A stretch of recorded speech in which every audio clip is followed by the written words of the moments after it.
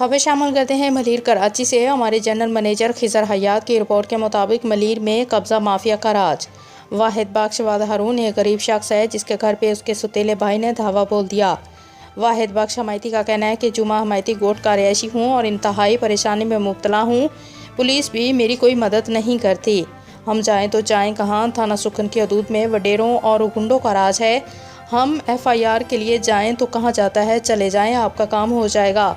आए दिन हम पर जुल्म किया जा रहा है। दूसरी जानब कब्ज़ा माफिया उर्स हमायती और उसके हवारियों ने वाहिद बख्श हमायती को जान से मारने की धमकियां देते हुए कहा कि तुम अगर दोबारा पुलिस के पास गए तो तुमको जिंदा जला दिया जाएगा, जैसा कि तुम्हारी बीवी को जहर देकर मारा था। मुलजिम उर्स हमायती आए रोज़ गुंडों को लेकर घर आता है और कहता है कि घर खाली कर दो वरना जिंदा दरगोर कर दूंगा।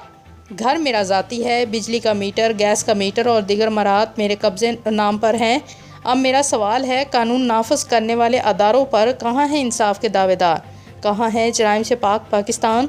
कहाँ है गरीब की तहलीस पर इंसाफ? कहाँ है गरीबों से दादरसी की बातें?